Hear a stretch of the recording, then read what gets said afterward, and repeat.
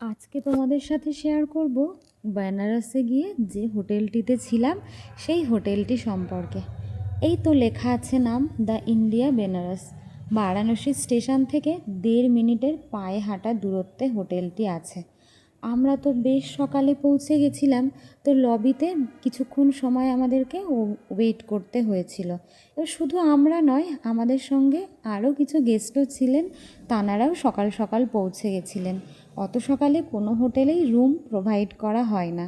কিছুক্ষণ ওয়েট করার পরেই আমরা আমাদের রুমে পৌঁছে গেছিলাম, এবং আমরা যখন নিচে পৌঁছে গিয়ে বসেছিলাম, তখন ওনারা আমাদেরকে রেস্টুরেন্ট এবং ওয়াশরুম ইউজ করতে দিয়েছিলেন। রুমে চলে এসেছি। রুমটা যথেষ্ট স্পেসিয়াস। আমি যখন বুক করেছিলাম তখন আমি বেশ কিছু কারণের জন্য এই সুপার ডিলাক্স রুমগুলোই বুক করেছিলাম। আমরা যত লোক ছিলাম, আমাদের প্রত্যেক দিন 5টা করে রুম নেওয়া ছিলাম আমরা 4 দিন। অনেকটাই দাম বেশি, তা সত্ত্বেও এবার ইচ্ছে করে এমন হোটেলে থেকেছিলাম যে বেশ কিছু সুযোগ সুবিধা পাবো বলে। রুমটা থেকে সিটি ভিউও ছিল, আমি বেশ দেখে দেখে বুক করেছিলাম।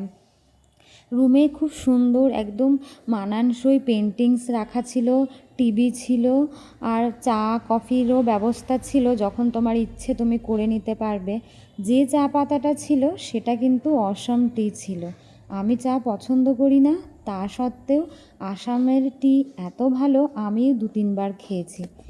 আর মিনি ফ্রিজ ছিল, যার মধ্যে আমরা ফ্রুটস, কোল্ড ড্রিঙ্কস এটা ওটা রেখে দিয়েছিলাম ওই কদিন।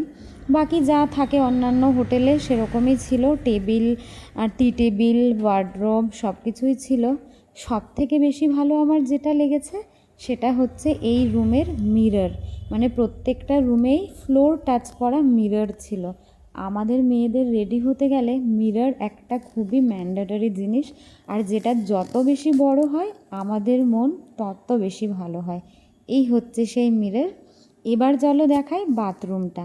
বাথরুমে এক্সট্রা সেরকম কিছু ছিল না, তবে হেয়ার ড্রায়ার রাখা ছিল এবং conditioner, shampoo, moisturiser, face soap সব কিছুই ওনারা প্রোভাইড করেছিলেন, যেটা আমরা ইউজ করার পরেও তো থেকে গেছিলো, বাড়িতে আবার নিয়ে এসেছি।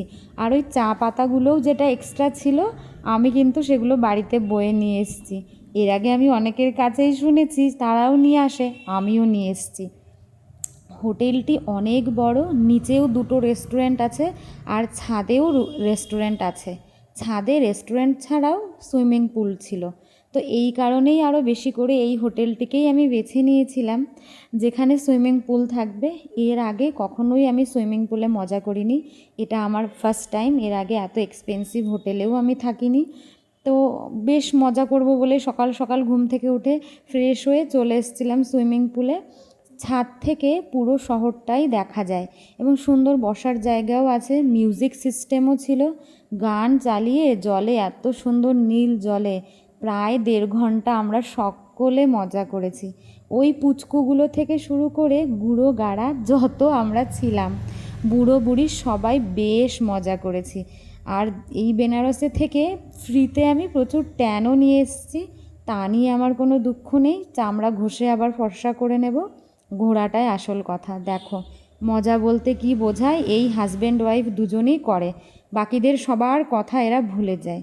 চলো, আজকে তো এইটুকুনই দেখালাম হোটেলটি সম্পর্কে। পরের ব্লগে বাকিটা নিয়ে আসছি। আর 8,000 টাকা করে পার ডে এখানকার